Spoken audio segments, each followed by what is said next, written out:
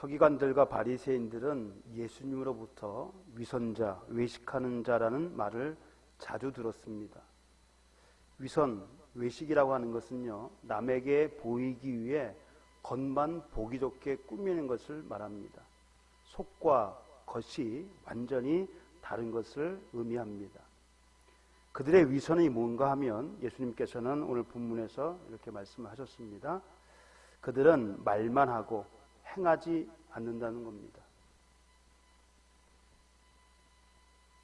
이게 바로 그들의 위선이라는 거예요. 그들은 말은 하지만 그대로 행하지 않는다는 겁니다.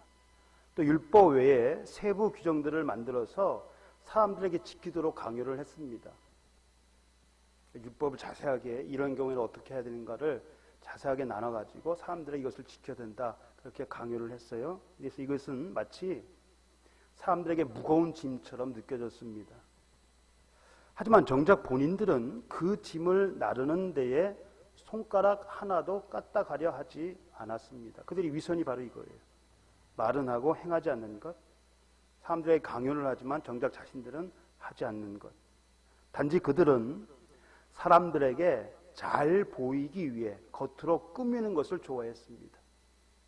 사람들에게 자신을 잘 드러내기 위해서 겉으로 꾸미는 것, 그렇게 하는 척 하는 것을 좋아했습니다. 예를 들면 경문을 넓게 하는 것입니다. 경문. 성경에는 경문띠로 되어 있는데 경문으로 그렇게 번역을 하기도 합니다. 경문이라고 하는 것이 뭐냐면 테필린이라면 테필린. 유대인 남자들이 아침과 저녁 기도 때 이마와 왼손에 부착하는 작은 상자를 말합니다. 이 상자 안에 성경 구절이 적힌 양피지나 이런 청 같은 게 들어 있어요. 그러니까 성경 말씀이 이 상자 안에 들어 있는 겁니다. 이는 하나님의 명령이었죠. 신명기 6장 8절에 근거한 것인데요. 내 손목에 매어 기호를 삼으며 내 미간에 붙여 표로 삼으라. 이 말씀을 근거로 해서 지금도 그렇게 하고 있습니다. 기도할 때에. 그런데 예수님 당시 바리새인들은 기도할 때뿐만 아니라 평상시에도 이것을 달고 다녔습니다. 심지어 잠잘 때도 달고 다녔다는 그런 얘기도 있습니다. 항상. 왜 그랬을까요? 사람들의 눈에 잘 띄도록 하기 위함입니다.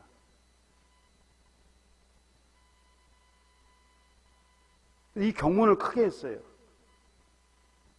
경문띠를 넓게 하고, 그래서 사람들에게 잘 띄도록 내가 바로 이런 사람이다 라고 하는 것을 보여주기 위한 것이었습니다. 그리고 옷술을 길게 했는데, 옷술이란 옷자락 끝에 장식으로 다는 여러 가닥의 실을 말합니다.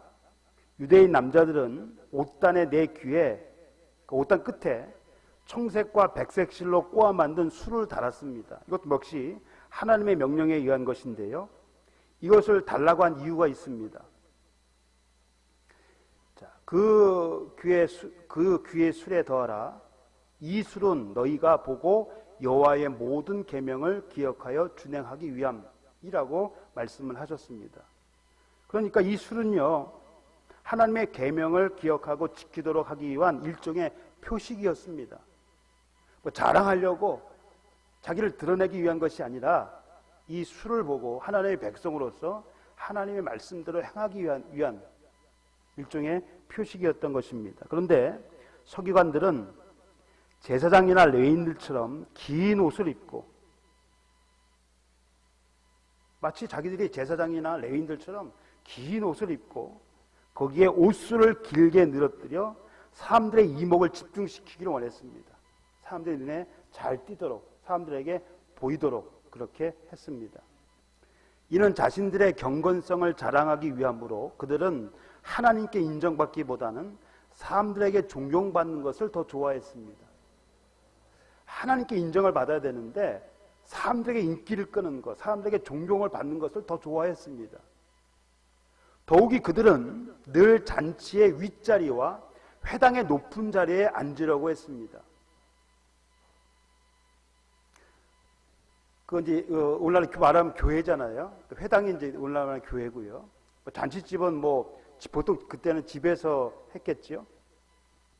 근데 잔치의 윗자리나 어떤 자리냐면 출입구를 기준으로 제일 안쪽에 있는 안쪽에, 그러니까 출입구를 기준으로 제일 안쪽에는 누가 앉냐면 그 잔치의 주인공이 앉습니다. 뭐 예를 들어서 생일을 맞이했다든가 그러면 제일 안쪽에 앉고요. 바로 그 옆에 가장 귀한 손님이 앉았는데 이 자리가 바로 윗자리입니다. 그 사람의 오른쪽에 가장 귀한 손님이 앉았는데 이 자리가 바로 윗자리, 상석입니다. 바리새인들은 이 자리를 선호했고 이 때문에 종종 자리 다툼이 벌어지곤 했습니다. 누가 거기 앉는가? 그러니까 잔치에 청함을 받는 사람들이 높은 자리에 앉으려고 그렇게 하는 것을 예수님이 보시고 또 말씀을 하셨잖아요. 그래서 이 때문에 종종 자리 다툼이 벌어지곤 했습니다. 이는 바리새인들의 세상적인 욕망을 보여줍니다. 그들은 누구보다 하나님의 말씀대로 산다고 자부하지만 실은 하나님의 영광보다 세상의 명예를 더 소중하게 생각한 말 그대로 위선자들이었습니다. 마치 하나님의 영광을 위하여 살아가는 것처럼 얘기하지만 결국은 자신의 욕망을 채우기 위한 하나님의 영광보다 세상의 명예를 더 소중하게 생각했던 자들입니다. 그래서 예수님으로부터 위선자들이다, 외식하는 자들이다 이런 말을 들었던 것이지요. 자, 그리고 회당의 높은 자리.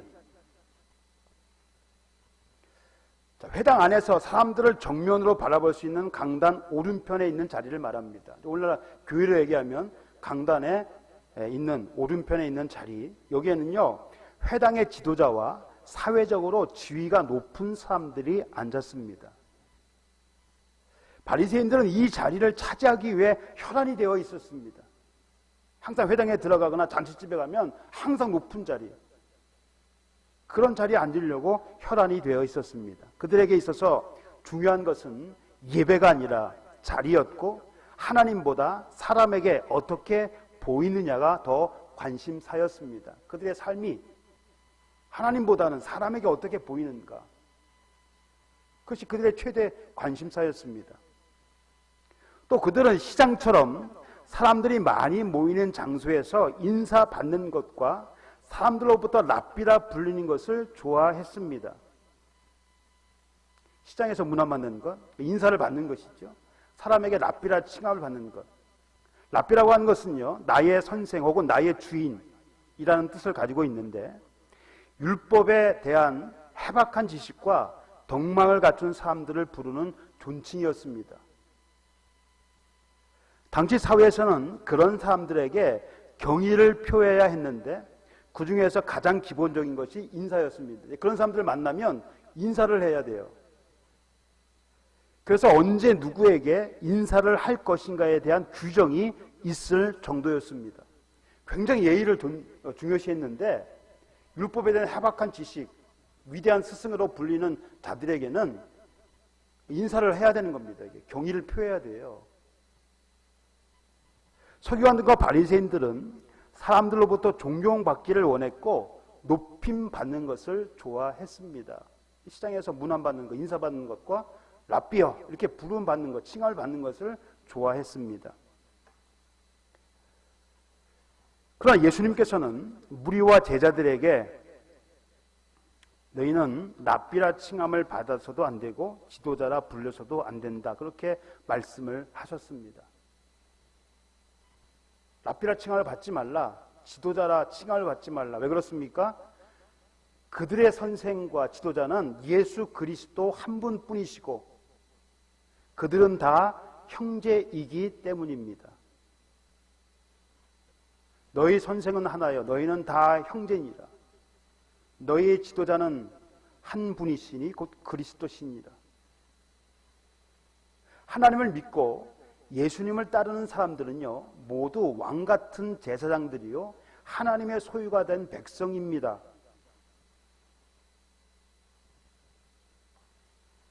너희는 택하신 족속이요 왕같은 제사장들이요 거룩한 나라요 그의 소유가 된 백성이니.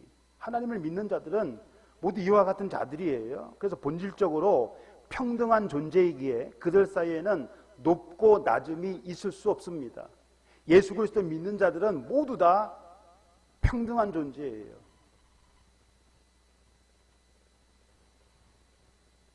다만 맡은 직분이 다를 뿐입니다. 그럼에도 스스로를 높이며 사람들에게 존경받기를 원했던 서기관과 바리새인들에게 예수님께서는 화가 임할 것이라고 선언하셨습니다. 13절 이하에 나와 있습니다. 화가. 13절은 사람들을 실족해 하는 것에 대한 화입니다. 화 있을진저 외식하는 서기관들과 바리새인들이여, 너희는 천국문을 사람들 앞에서 닫고 너희도 들어가지 않고 들어가려 하는 자도 들어가지 못하게 하는도다. 천국은 어떻게 들어갈 수 있습니까? 어떻게 하면 우리가 구원을 받을 수 있습니까? 그것은 회개하고 복음을 믿는 것입니다. 하늘나라는 회개하고 복음을 믿음으로만 들어갈 수 있습니다. 하지만 서기관과 바리새인들은 율법의 행위를 강요했습니다. 율법을 지켜야 된다라고 그러는 거예요. 율법을 지켜야 구원을 받을 수 있다. 모세가 말한 대로 율법의 모든 규례와 법도를 완전히 지킬 수 있다면, 하나님께서 말씀하신 모든 것을 완전히 항상 언제나 지킬 수 있다면, 그는 율법으로 말미암은 의로 생명을 얻을 수 있습니다. 바울도 로마서 10장 5절에서 이걸 인용해서 말씀을 했어요. 율법을 온전히 지킬 수 있다면, 그것을 행할 수 있다면 그로 말미암아 살 것이다. 그러나 사람은 스스로의 힘으로 율법의 규정들을 온전히 지킬 수가 없기 때문에 율법의 행위로는 그 누구도 구원에 이를 수 없다. 의롭다 하심을 얻지 못한다라고 성경은 말씀하고 있습니다. 율법으로 말미암아 의롭게 되지 못할 것이다. 그런데도 서기관들과 바리새인들은 율법을 행함으로 영생을 얻을 수 있다고 가르쳤습니다. 그 가르침을 받은 자들, 그들은 결국 어떻게 됩니까? 15절의 말씀처럼 구원과는 거리가 먼 지옥의 자식으로 만들어버렸습니다. 그들의 가르침을 듣는 사람들은 결과적으로 구원과 멀어진 사람들이 된 거예요. 그러니까 자기도 들어가지 않으면서 들어가려고 하는 자들도 못 들어가게 막는 것입니다. 이 서기관과 바리새인들이 그랬다는 거예요. 그래서 이렇게 사람들을 실족해 하는 자들에게는 화가 있을 것이다라고 예수님께서 마태복음 18장 7절에 말씀하고 있습니다.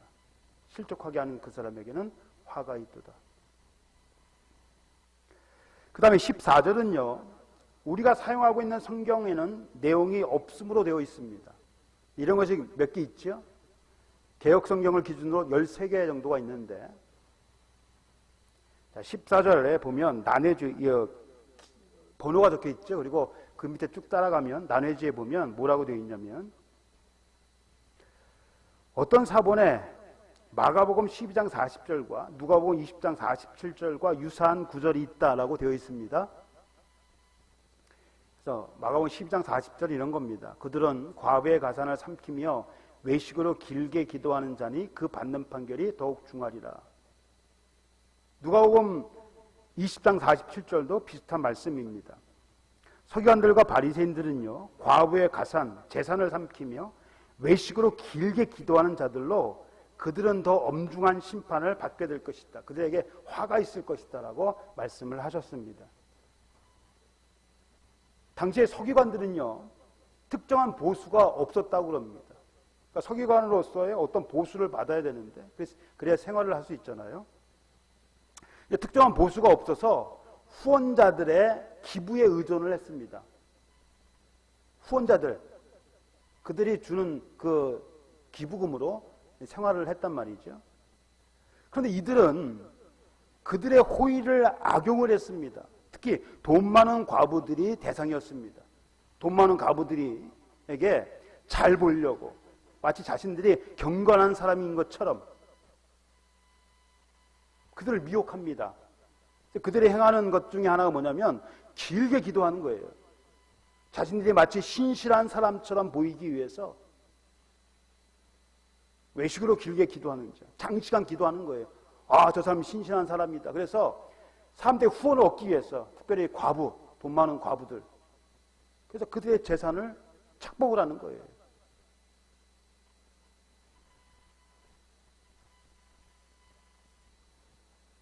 그들은 겉으로는 경건한 척 행동하고 아름답게 보이도록 꾸미지만 그 속에는 탐욕과 악독과 위선과 불법 등 온갖 더러운 것으로 가득 차 있었습니다. 겉모습도 중요하지만 그보다 더 중요한 것은 우리의 마음 중심입니다. 속마음이 중요해요. 그래서 마음이 깨끗한 사람은 행실도 바른 법입니다. 먼저 안을 깨끗이 하라. 그러면 겉도 깨끗하리라. 예수님께서 이렇게 말씀하셨습니다. 그리고 16절부터 22절까지는요, 맹세에 대해 잘못된 가르침을 전하는 것에 대한 화입니다. 이 서기관들과 바리새인들이요, 맹세에 대해서 잘못 가르치는 거예요. 예를 들면 성전이나 제단으로 맹세하면 아무 일 없거니와 안 지켜도 된다는 거예요. 그러나 성전의 금이나 제단 위에 있는 예물로 맹세하면 지켜야 한다고 가르쳤습니다. 성전으로 맹세하면 안 지켜도 되지만 성전에 있는 금이나, 이것은 성전에 있는 금 장식일 수도 있고요, 또 제단 위에 있는 예물로 맹세를 하면 지켜야 된다라고 잘못 가르친 거예요. 하지만 제단이나 성전이나 하늘로 맹세하는 것은 모두 하나님 앞에 맹세하는 것과 다름이 없습니다. 왜냐하면 세상의 모든 것이 다 하나님의 소유이기 때문입니다. 그 어떤 것으로 맹세해도 다 하나님 앞에서 맹세하는 것이에요. 그래서 어느 것으로 맹세하든 반드시 지켜야 합니다. 그런데 예수님께서는요, 맹세하지 말라 그렇게 말씀하셨습니다. 도무지 맹세하지 말라. 왜 그랬습니까? 우리가 한 맹세가요, 그 자체는 죄가 아니지만 바르게 지켜지지 않는다면 결국 하나님의 영광을 가리우는, 하나님을 욕되게 하는 것이기 때문에 그런 겁니다. 우리가 한 맹세가 바르게 지켜지기만 하면 그것은 하나님께 영광을 돌리는 일이지만, 맹세를 지키지 않음으로 인해 하나님의 이름을 욕되게 할 수도 있기 때문에 도무지 맹세하지 말라 그렇게 권면하신 겁니다. 사람은 한 치 앞도 내다볼 수 없는 연약한 존재이므로 맹세를 지키려고 해도 지킬 수 없는 상황이 올 수 있습니다. 그러므로 맹세를 함부로 해서는 안 됩니다. 예수님의 말씀대로 아예 맹세하지 않는 것이 낫습니다. 어떠한 일이 있어도 맹세하지 하면 안 돼요. 급한 일이 있다고 보통 하잖아요. 네? 그러면 안 됩니다. 왜냐하면 사람은 그것을 지킬 수 있는 능력이 없기 때문에, 만약 그것을 맹세해놓고 지키지 않으면 결국 하나님의 영광을 가리운 일이 됩니다. 그러므로 예수님의 말씀대로 아예 맹세하지 않는 것이 낫습니다. 자, 23절의 다음은 23절의 말씀입니다. 화 있을진저 외식하는 서기관들과 바리새인들이여, 너희가 박하와 회당과 근처의 11조는 들이되 율법에 더 중한 바 정의와 궁율과 믿음은 버렸도다. 그러나 이것도 행하고 저것도 버리지 말아야 할지니라. 서기관들은요, 또 바리새인들은요, 11조를 철저하게 지켰습니다. 마치 생명처럼 지키는 거예요. 안식일 11조 철저하게 지켰습니다. 심지어 박하와 해양과 근채, 곡식이 아니에요. 야채죠. 채소잖아요. 근데 이것까지 11조로 드렸습니다. 아니, 모든 것을 다 11조로 드렸어요. 반면에 그들은 율법의 더 중요한 부분인 정의와 궁율과 믿음은 무시해버렸습니다. 이는 마치 하루살이는 걸러내고 낙타는 삼키는 꼴입니다. 하루살이는 걸러내고 낙타는 삼키는 것과 같습니다. 하루살이가 뭡니까? 우리가 흔히 볼 수 있는 것 있잖아요. 주위에서. 그 이스라엘 지역에서의 하루살이는요, 모기와 비슷하게 생겼다고 그래요. 매우 작은 곤충으로 이스라엘에서는 가장 작은 것으로 여겨지는 곤충입니다. 그러니까 동물 중에서 가장 작은 것 그러면 하루살이 그런 거예요. 반면에 낙타는요, 가장 큰 짐승으로 취급되었습니다. 가장 큰 짐승 그러면 낙타. 그래서 가장 작은 것과 가장 큰 것. 그런데 이것은 둘 다 부정한 동물이었습니다. 이 하루살이는요, 뭐 단 것을 좋아하는지 포도주 통에 잘 빠졌다 그럽니다. 그래서 그 포도주를 마시다가 이 하루살이를 삼킬 수도 있기 때문에 이 하루살이를 거르기 위해서 채로 그러니까 배로 만든 그 채에다가 포도주를 걸러서 그것을 마셨다고 그럽니다. 이는 11조 규례를 철저히 지키기 위해 곡식이 아닌 채소의 11조까지 드리는 것과 같다고 할 수 있습니다. 11조를 어기지 않기 위해서 아주 세밀한 것까지 드리는 것과 같다고 할 수 있습니다. 반면에 율법의 더 중요한 부분인 정의와 궁율과 믿음은 무시해 버렸습니다. 이는 낙타를 삼키는 것과 같습니다. 그들은 율법을 범하지 않기 위해 아주 작은 일에도 세심한 주의를 기울이는 반면 정작 하나님께서 원하시는 일은 소홀히 했습니다. 하나님께서 이것을 원하고 계셨는데 덜 중요한 것에 아주 세밀한 관심을 가지고 있었단 말이에요. 하루살이 그렇게 별로 중요하지 않는, 물론 작은 것도 중요합니다. 죄에 대해서는 더 그렇죠. 큰 죄뿐만 아니라 작은 죄도 지지를 말아야 돼요. 그런데 큰 죄는 지으면서, 서기관들과 바리새인들은 큰 죄는 지으면서 작은 것 때문에 그렇게 작은 것에 세밀한 주의를 기울이고 있었다는 겁니다. 하나님께 정작 원하시는 것이 뭐냐? 긍휼을 베푸는 것, 자비를 베푸는 것, 정의를 행하는 것, 이것이 하나님이 정말 원하시는 것인데 그 정말 중요한 것은 하지 않고, 그러나 11조 그걸 드리기 위해서 아주 세밀한 부분까지 신경을 쓰면서도 정작 신경 써야 할 것은 소홀히 했던 이 서기관과 바리새인들입니다. 하나님께서는 자비를 원하고 제사를 원하지 않는다고 말씀을 하셨습니다. 번제보다 하나님을 아는 것을 원한다. 나는 인애를 원하고 제사를 원하지 아니한다라고 말씀을 하셨는데, 바리새인들은 자비를 베푸는 데는 전혀 관심이 없고 제사 드리는 데만 열심이었습니다. 겉모습만 보는 사람들에게 바리새인들은 하나님을 잘 섬기는 모범적인 종교인이지만 중심을 보시는 예수님에게 그들은 위선자일 뿐이었습니다. 하나님께서 우리에게 진정 원하시는 것은 종교적 열심이 아니라, 물론 종교적인 열심도 중요합니다. 그러나 그보다 더 중요한 것은 하나님의 뜻을 행하는 것입니다. 하나님의 뜻. 그것이 바로 예수님께서 말씀하신 정의와 긍휼과 믿음. 왜 이스라엘 백성들이, 이스라엘이 하나님께 그렇게 책망을 받았는가? 물론 우상 숭배하는 것도 있습니다. 거기에 공의를 행하지 않는 것, 정의를 행하지 않는 것, 이것 때문에 하나님께 책망을 받았어요. 하나님 말씀대로 사는 사람들은 공의와 정의를 행해야 되는데 자기 이익을 따라 움직이기 때문에 그런 거예요.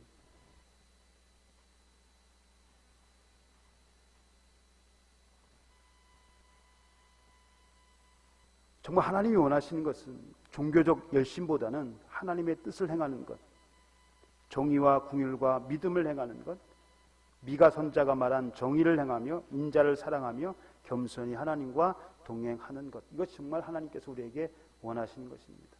많은 재물, 그거 드리는 거 하나님 원하시지 않아요. 많은 재물을 드리면서 정의는 행하지 않고 인자는 사랑하지 않고 자기 마음대로, 결코 하나님 그런 것을 원하지 않습니다.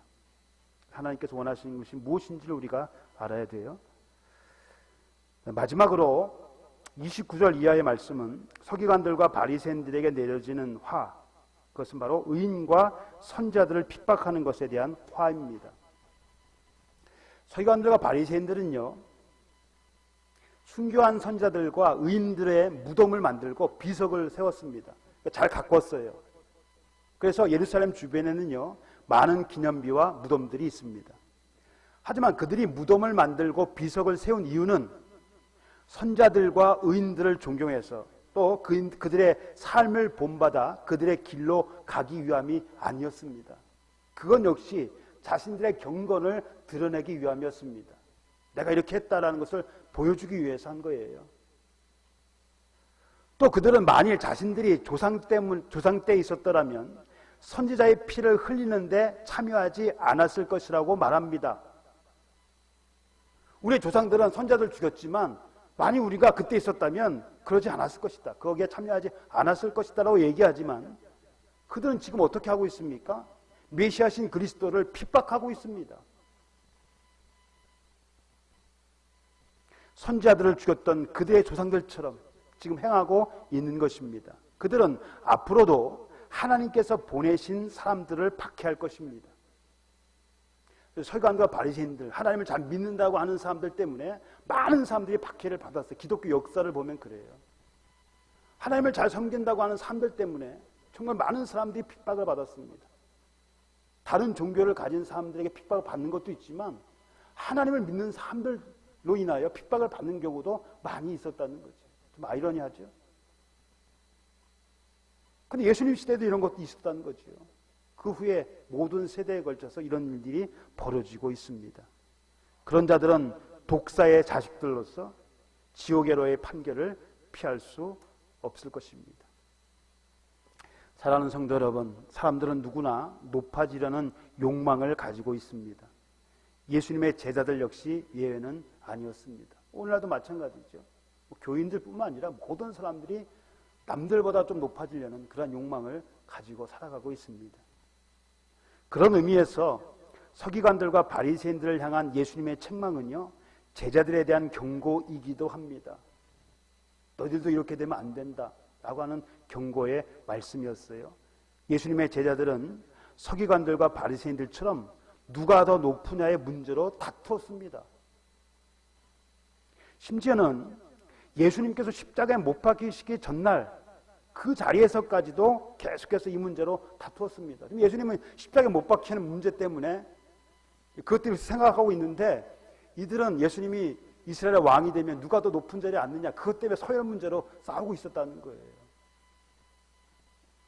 이에 예수님께서는 제자들에게 섬김을 강조하셨습니다. 너희 중에 누구든지 크고자 하는 자는 너희를 섬기는 자가 되고 너희 중에 누구든지 으뜸이 되고자 하는 자는 너희의 종이 되어야 하리라. 오늘 말씀에서도 11절 너희 중에 큰 자는 너희를 섬기는 자가 되어야 하리라고 말씀을 하셨습니다. 그리고 제자들의 발을 씻기심으로 섬김의 본을 보이셨습니다. 섬김이 뭔가? 그러니까 예수님께서 그것을 직접 보이셨어요. 제자들의 발을 씻는 것.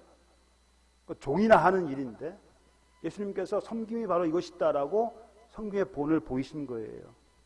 그러므로 우리가 예수님의 제자여 종이라고 한다면 섬김을 받거나 대접받을 생각을 아예 하지 말아야 됩니다. 내가 뭘 해서 뭘 해놓고 기대하지 말라는 거예요. 높임을 받기보다는 도리어 낮은 자리에서 섬김의 삶을 살아야 할 것입니다. 우리는 모두 왕같은 제사장들이요 하나님의 소유가 된 백성으로서 형제 자매들이기 때문입니다. 누가 높고 낮은 것이 없어요. 그래서 서로 섬기는 삶, 그런 삶이 되기를 소원합니다. 기도하겠습니다.